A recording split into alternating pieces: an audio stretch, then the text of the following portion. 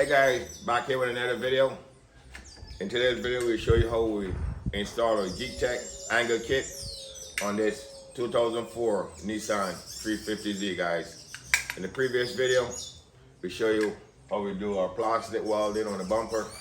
We had to actually build this corner up a little bit because, you know, the bumper, you know, it's old and it needs some plastic welding. So we plastic weld here, we plastic weld the end. It was broken. So today we'll do a little bit of body work over here, and we got some little spider weld cracks on the bumper.